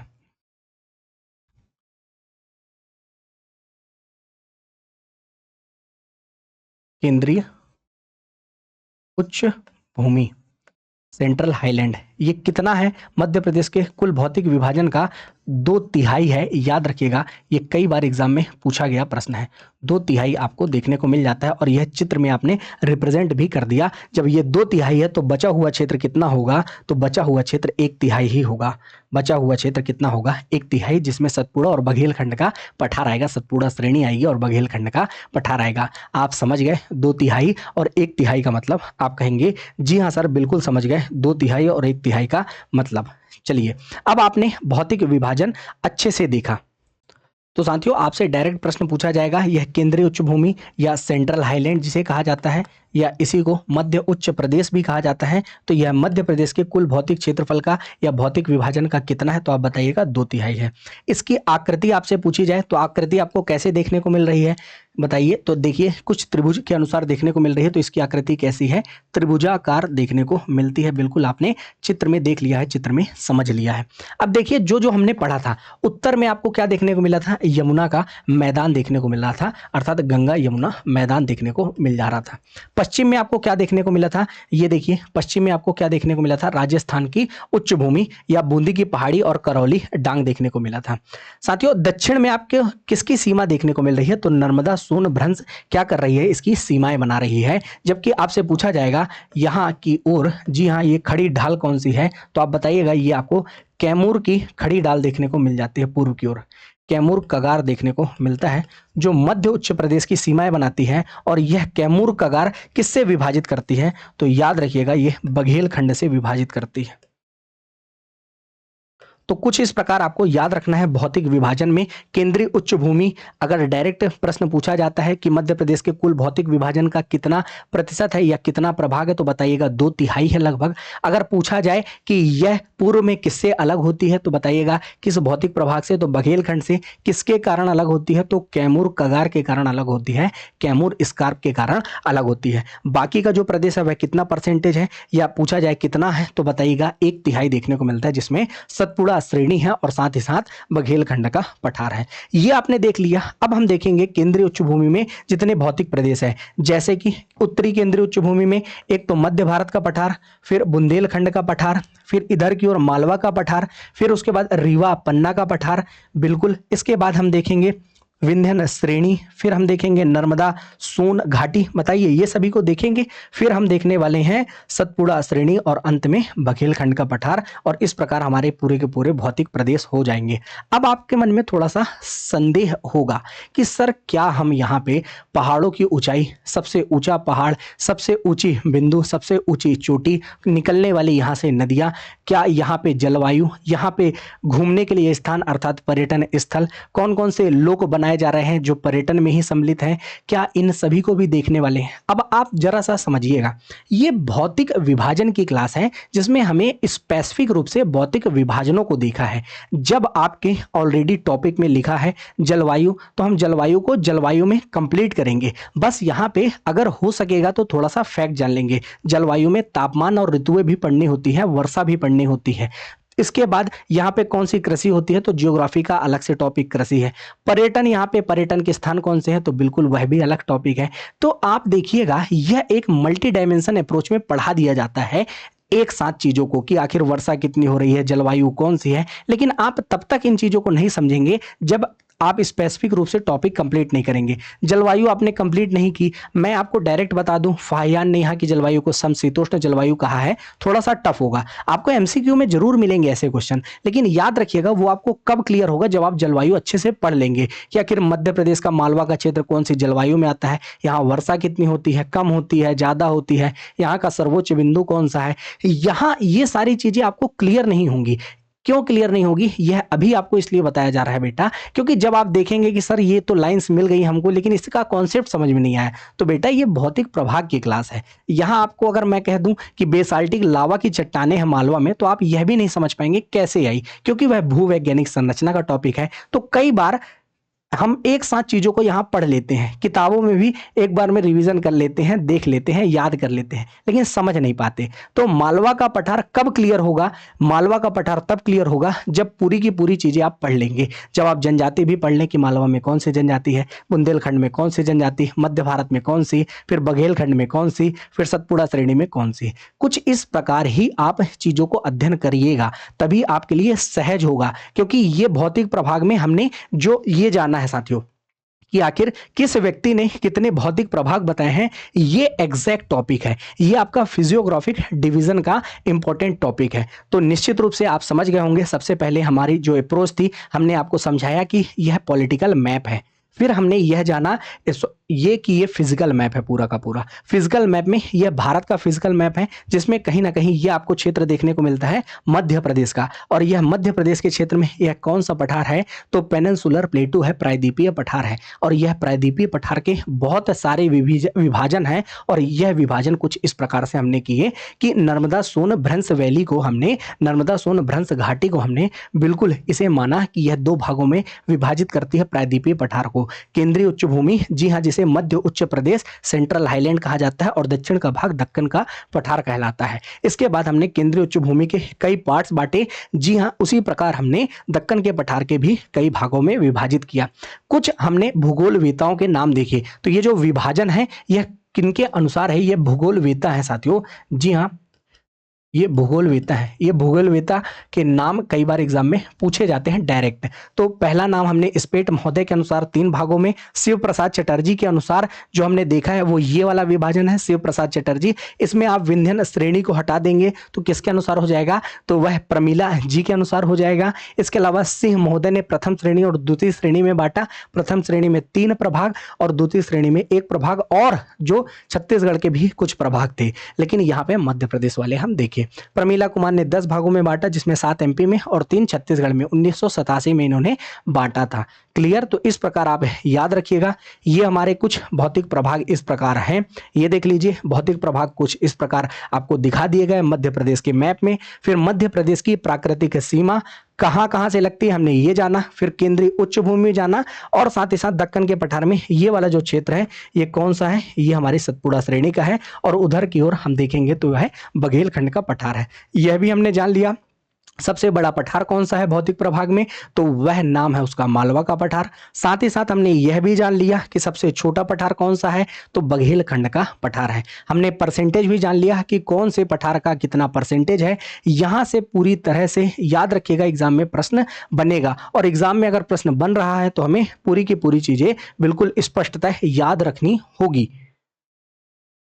चलिए अब थोड़ा सा बात कर लेते हैं। देखिए, आप लोगों के लिए एक सजेशन है कि अगर आपको समझना है कि आखिर मालवा का पठार कैसे निर्मित हुआ है, बुंदेलखंड का पठार कैसे निर्मित हुआ है, बघेलखंड का, ऐसे सारे के सारे जो भौतिक विभाजन हमने किए हैं, आपको अगर जानना है, थोड़ा आपके अंदर जिज्ञासा है पढ़ने की, तो लगभग 10 से 11 घंटे की हमारी वीडियो डली हुई है, जो हमारा ऑफिशियल शुभम गुप्ता एकेडमी का यूट्यूब चैनल है, फ्री ऑफ कॉस्ट डली हुई है, तो आप देखिएगा उसे, ठीक है, आप समझ पाएंगे। देखिए, यहाँ रही बात, जैसे मैंने सबसे पहली लाइन में कहा था आपसे कि जो भू राजनीति निर्धारित होती है वह जियोग्राफी से ही होती है।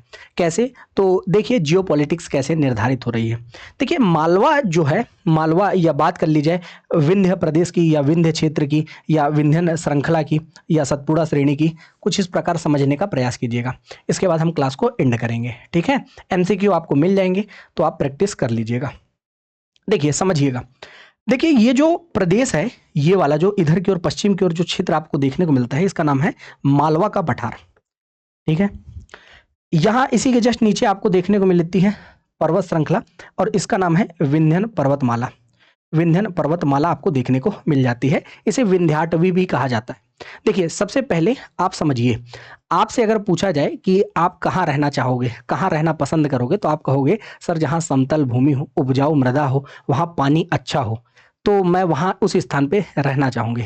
जैसे कहा जाता है डगडग भूमि में, मतलब डगडग अनाज या डगडग रोटी और नीर भरे पानी, मालवा के लिए ये लोकोक्ति कही जाती है। मतलब मालवा की ऐसा क्षेत्र है जहाँ पे प्रत्येक डगडग मतलब कदम कदम पर रोटी है, अनाज है, अन्न का भंडार है, और साथ ही साथ नीर है वहाँ, मतलब पानी है, भूजल स्तर बहुत अच्छा है। तो जहाँ पानी अच्छा होगा, जहाँ की भूमि समतल होगी, उर्वर होगी, जहाँ रोटी बहुत अच्छी होगी, तो आप कहेंगे वहाँ पे क्या होगा, वहाँ विकास आपको देखने को मिलेगा।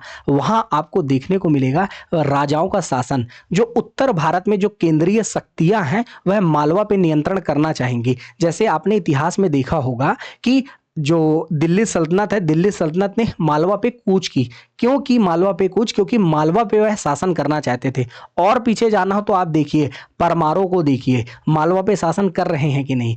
आप समझने का प्रयास कीजिए क्यों जियोपॉलिटिक्स कैसे निर्धारित हो रही है, क्योंकि ये क्षेत्र अच्छा है, यहाँ पे रहना आसान है। जब रहना आसान है, व्यक्ति यहाँ रहेगा तो वह अपनी संस्कृति को भी यहीं छोड़कर जाएगा कि नहीं। आप कहेंगे जी हाँ सर, बिल्कुल ऐसा ही होगा। तो आप देखिए, मालवा की संस्कृति बाकी क्षेत्रों से भिन्न है। क्यों? क्योंकि यहाँ की खुद की संस्कृति है, यहाँ की खुद की रीजनल आपको कल्चर देखने को मिलेगा। अब जब यहाँ कल्चर अलग देखने को मिला, मतलब यहाँ की पहनावा भी अलग है, क्योंकि यहाँ पे आपको देखिए समृद्ध है यहाँ के लोग, क्योंकि पानी अच्छा है, कृषि अच्छी है, खाने को अच्छा है, रोटी अच्छी है, तो पहनावा भी अच्छा होगा, कल्चर भी आपको बहुत ही समृद्ध देखने को मिल जाएगा। इस प्रकार कुछ मालवा आप देखते हैं, और मालवा पे शासन करने के लिए इतिहास में हमें प्रत्यक्ष एग्जाम्पल भी मिलते हैं कि यहाँ पे बहुत सारे राजाओं ने आक्रमण किया और यहाँ पे अपना शासन तंत्र स्थापित करने का प्रयास किया। ये तो थी मालवा की बात, जो कि आपको समतल प्रदेश देखने को मिलता है। वहीं अगर हम बात करें विंध्यन प्रदेश, अब देखिए विंध्य श्रेणी में आपको कैसी देखने को मिलेगी। आप कहेंगे सर ये पर्वत क्षेत्र है, पर्वतीय क्षेत्र है, और यहाँ पे हम किसी का नियंत्रण कर सकते हैं, यहाँ पे हम देख सकते हैं चारों तरफ कि कोई कहीं से आ तो नहीं रहा, कोई आक्रमण तो नहीं कर रहा, मतलब यहाँ पे आप देखिए चौकस नजर रख सकते हैं। तो विंध्यन श्रेणी का इस्तेमाल कुछ इसी प्रकार किया गया। यहाँ पे मिलने वाले किले देखिए, न केवल मध्य प्रदेश बल्कि सीमाएं यह उत्तर प्रदेश तक जाती है। बिल्कुल विंध्यन श्रेणी देखिए आप, वहां भी आपको जैसे कालिंजर का किला, मध्य प्रदेश में देखिए रायसेन का किला, फिर उसके बाद हाँ बिल्कुल, अजयगढ़ का किला। कुछ इस प्रकार से आपको कुछ किले देखने को मिलते हैं और उसके पीछे का लॉजिक क्या है कि यहाँ पे दुर्ग बनाए गए और यह दुर्ग कैसे है? गिरि दुर्ग है। जी हाँ साथियों, पहाड़ों पे बनने वाले दुर्ग को गिरि दुर्ग कहा जाता है। कुछ इस प्रकार आपको विंध्य श्रेणी में देखने को मिलेंगे या विंध्यन कगारी क्षेत्र में देखने को मिलेंगे। तो ये था विंध्य क्षेत्र की बात। अब आप आ जाइए थोड़ा सा मध्य भारत में। अब मध्य भारत का क्षेत्र कैसा देखने को मिल रहा है? तो मध्य भारत का जो क्षेत्र है आपको देखने को मिलता है, अब देखिए यहाँ ने चंबल नदी ने बहुत बड़े बड़े खड्डे कर दिए हैं, डाकुओं के छुपने के लिए स्थान बना दिए हैं। कुछ क्षेत्र ऐसे हैं जो उर्वर भी है, बाकी अधिकांश क्षेत्र आपको अनुर्वर देखने को मिलता है। और जब अनुर्वर क्षेत्र होगा साथियों, बिल्कुल यहाँ पे लोग निवास नहीं करेंगे तो क्या किया जाएगा? यहाँ पे बहुत बड़े बड़े मात्रा में या बहुत बड़ी जगह में यहाँ पे बना दिए जाएंगे किले। और इसका एक प्रत्यक्ष एग्जाम्पल आपको देखने को मिलता है ग्वालियर का किला। देखिए, जिसे किलों का दुर्ग कहा जाता है, किलों का रत्न कहा जाता है। तो किलों के दुर्ग के पीछे का कॉन्सेप्ट आप समझिए, यह भौतिक प्रभाग से ही निकल कर आया है, यह जियोपॉलिटिक्स से ही निकल कर आ रहा है। भू राजनीति कैसे यहां निर्धारित हो रही है कि मालवा क्षेत्र तो उर्वर है, तो यहां उर्वर है, यहां लोग आकर बसेंगे, तो यहां बौद्ध मठ बनाइए, यहां पे विहार बनाइए, यहां पे मंदिर बनाइए। तो उज्जैन का महाकाल मंदिर देख लीजिए चाहे आप, है ना, फिर उसके बाद यहां चाहे विदिशा में आप मंदिर देख लीजिए, सागर में देख लीजिए, इन क्षेत्रों में आप देखेंगे कई सारी मंदिरें आपको देखने को मिलेगी। वहीं आप इधर देखिए तो यहाँ आपको किले देखने को मिलेंगे, बहुत ऊंचे ऊंचे और बहुत बड़े बड़े। वहीं आप विंध्य क्षेत्र में देखिए, यहाँ आपको कई ऊंचे ऊंचे किले देखने को मिलेंगे जहां से निगरानी की जा सके। विंध्य श्रेणी के ही पार्ट में आप देखिए, भले मालवा में आ रहा है लेकिन यहाँ क्षेत्र देखिए, मंदसौर का भी किला आ जाता है, अजयगढ़ का किला, कालिंजर का किला, कुछ इस प्रकार आपको देखने को मिलता है। वहीं अगर आप बात कर ली जाए सतपुड़ा का क्षेत्र, मध्य प्रदेश का सबसे घना क्षेत्र आपसे पूछा जाए कौन सा है, तो आपका उत्तर आएगा सर ये सतपुड़ा का क्षेत्र सबसे घना है, अर्थात वनों के मामले में। मध्य प्रदेश में ऑलरेडी सबसे ज्यादा वन है पूरे भारत में। और वो क्षेत्र की बात की जाए, किस क्षेत्र में सबसे ज्यादा घने वन है, तो सतपुड़ा के जंगल, सतपुड़ा के घने जंगल। अब देखिए, जब जंगल होगा तो किसका निवास स्थान होगा? जनजातियों का। हमने आपसे क्या कहा था? Geography depends upon their culture. यहाँ पे जंगल है और जनजातियों की आबादी पूरे भारत में अगर सबसे ज्यादा कहीं है तो कहाँ है? मध्य प्रदेश में। तो जनजातियों का आवास भी आपको यही देखने को मिलता है मध्य प्रदेश में। और अधिकांश जनजातियां आप देखिए सतपुड़ा के इर्द गिर्द, सतपुड़ा के पश्चिमी क्षेत्र में जो मालवा में आपको देखने को मिलती है, चाहे भील जनजाति हो, बैतूल वाले क्षेत्र में आप देखिए कुरकू जनजाति, छिंदवाड़ा वाले क्षेत्र में आप देखिए आपको भारिया जनजाति, वहीं आप देखिए मध्य प्रदेश के दक्षिण पूर्वी क्षेत्रों में गोंड जनजाति जो पहाड़ों के इर्द गिर्द रह रही है, बैगा जनजाति देख लीजिए। कोई भी जनजाति देखिए, अधिकांश उनका निवास स्थान कहाँ है? जंगलों में है। वह लोगों से दूर रहना पसंद करती हैं। और कौन से क्षेत्र है? वह जंगल के क्षेत्र हैं। तो ये सतपुड़ा का पूरा क्षेत्र है साथियों। कुछ इसी प्रकार भौतिक प्रभागों को बांटा गया है मध्य प्रदेश में। देखिए, विंध्यन वाला इधर का जो क्षेत्र है साथियों, यह बुंदेलखंड और बघेलखंड में बट गया। ऊपर का क्षेत्र चंबल उपाद्र में बट गया साथियों। मालवा का क्षेत्र अपने अलग अलग विभाजनों में विभाजित हुआ, जैसे उत्तरी क्षेत्र में, पूर्वी क्षेत्र में दारसाण वाला क्षेत्र, फिर निमाड़ वाला क्षेत्र, ऐसे नर्मदा की घाटी का क्षेत्र आप देखिए। तो मालवा में अगर विकास हो रहा है तो मालवा से सटी हुई नर्मदा घाटी में विकास होगा कि नहीं होगा? आप कहेंगे जी हाँ सर बिल्कुल होगा। तो इस प्रकार आपको नर्मदा की घाटी भी देखने को मिलेगी, जिसमें निमाड़ के समतल भूमि, मंडलेश्वर का मैदान देखने को मिलेगा। कुछ इस प्रकार आपको क्षेत्र देखने को मिलते हैं भौतिक प्रभागों में। अब भौतिक प्रभाग से संदर्भित आपको समझ में आया होगा कि आखिर क्यों यहां पे मालवा में समृद्ध संस्कृति क्यों है समझ रहे हैं आप? समतल भूमि है। क्यों यहाँ पे किले बनाए जाते थे? कहते हैं ना, रायसेन का किला देखते हैं आपने, रायसेन का किला शेरशाह सूरी आया था यहाँ पे। क्यों? क्योंकि यहाँ से नियंत्रण करना चाहता था। इसके बाद कालिंजर, आप देखिए शक्तियों का केंद्र कहाँ कहाँ बन रहा है, जहां पे निगरानी अच्छी हो सके। और एक बात देखिए, नर्मदा के तट पर युद्ध हारने के बाद लोग आ जा रहे हैं। विंध्य के पास कौन आ जा रहे हैं? विंध्य श्रेणी में जो युद्ध हार रहे हैं, अपरा या असफलता जिन्हें हाथ लग रही है, वो राजा आ जा रहे हैं। मतलब ये पूरा का पूरा जो हमने भौतिक प्रभाग पढ़ा है, ये आपको समझने में मदद करेगा। जब हम कभी हिस्ट्री पढ़ रहे होंगे तब आपको बताया जाएगा कि कभी हमने भौतिक प्रभाग में जाना था कि आखिर यहाँ पे किस कारण से गिरि दुर्ग बने हैं, किस कारण से वन दुर्ग आपको देखने को मिले। मतलब यहाँ सतपुड़ा वाले क्षेत्र में वन दुर्ग बनेंगे, मतलब वनों में बनने वाला दुर्ग या किला। साथियों, यहाँ मध्य भारत के क्षेत्र में आप देखिए उर्वर भूमि नहीं है, इस कारण से यहां आपको क्या देखने को मिलता है? बहुत बड़े बड़े किले। देखिए, दक्कन में भी किला है जिसका नाम है बुरहानपुर का किला, जिसका असीरगढ़ का किला आपने देखा होगा, असीरगढ़ के किले का नाम भी सुना होगा, जिसे दक्कन का प्रवेश द्वार कहा जाता है। अब आप समझने का प्रयास कीजिए, दक्कन का प्रवेश द्वार है तो क्लियर हो गया कि दक्कन के पठार के विभाजन में सर ने बताया है, पहली बात। दूसरी बात, ग्वालियर का जो किला है उससे बिल्कुल आधा है ये वाला किला, जिसे दक्कन की चाबी कह रहे हैं, जिसका नाम है असीरगढ़ का किला।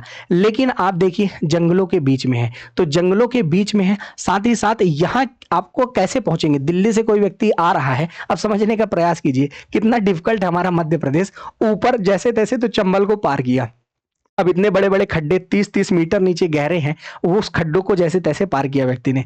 मान लीजिए पार कर भी लिया, नीचे आया तो देखा ओ यहाँ तो विंध्यन श्रेणी मिल गई, अब विंध्यन को पार करो, जैसे तैसे विंध्यन को भी पार कर लिया, अब मिल गई नर्मदा नदी। और मान लीजिए गलती से अगर वो महेश्वर तरफ से आ रहा है, ओंकारेश्वर तरफ से, तो उसकी तो बॉडी ही नहीं मिलेगी, 300-300 फीट गड्ढे हैं, हाँ गॉर्ज बनाती है मां नर्मदा, बहुत गहरी है वहां पास, तो गायब हो गया व्यक्ति। मान लो जैसे तैसे पार कर भी लिया नर्मदा को, तो यहां पास आ गया सतपुड़ा में, सतपुड़ा श्रेणी में फंस जाएगा। मतलब आप समझो कितना क्रिटिकल है, कितना डिफिकल्ट है मध्य प्रदेश से होकर नीचे जाना साउथ में। उसके पीछे का लॉजिक आपको समझ में आ रहा है? लॉजिक ये भौतिक प्रभाग ही है जो फिजियोग्राफिक डिवीजन हमने जान लिया है। तो देखिए पूरी चीजों को एक बार कंसाइज करने का प्रयास करते हैं। सबसे पहले हमने जाना भौतिक प्रभाग कैसे हमने बांट सकते हैं, तो हम प्रायद्वीपीय पठार के अनुसार बांट सकते हैं। नर्मदा भ्रंश घाटी बीच से निकलेगी, ऊपर की ओर हम बांटेंगे उत्तर में केंद्रीय उच्च भूमि, जो दो भागों में बटेगी, उत्तरी केंद्रीय और दक्षिणी केंद्रीय उच्च भूमि, और दक्षिण में दक्कन का पठार आपको देखने को मिल जाएगा। प्यारे साथियों, उसके बाद हमने मध्य प्रदेश की प्राकृतिक सीमा जानने का प्रयास किया, फिर केंद्रीय उच्च भूमि जाना कितने प्रतिशत आपको देखने को मिलती है, फिर उसके बाद हमने दक्कन के पठार के बारे में सारी की सारी चीजें देख ली। अब कि सतपुड़ा श्रेणी का विस्तार कितना है, पश्चिमी सतपुड़ा, पूर्वी सतपुड़ा, मध्य सतपुड़ा, ये साथियों पर्वतों में हम पढ़ेंगे, पठारों को अलग से पढ़ेंगे। ये थी भौतिक विभाजन की क्लास, फिजियोग्राफिक डिवीजन की क्लास। उम्मीद है सारी की सारी चीजें आपको समझ में आई होंगी। एक पन्ने में आप कंसाइज करिएगा, पूरी की पूरी चीजों को दर्शा सकें। ये भौतिक विभाजन की क्लास को और डीप में पढ़ना हो तो मैं फिर से कहूंगा, हमारा जो ऑफिशियल यूट्यूब चैनल है शुभम गुप्ता एकेडमी, वहां 10 घंटे का लेक्चर डाला हुआ है, उसे देखिएगा, समझ में आएगा। मिलेंगे इसके एमसीक्यू के साथ, एमसीक्यू थोड़ा डीप में करवाए जाएंगे, थोड़ा इससे लंबी होगी क्लास, तो उसे भी आराम से देखिएगा और पूरे के पूरे क्वेश्चनों को हल करने का प्रयास कीजिएगा। मिलेंगे नेक्स्ट क्लास में। जय हिंद, जय भारत।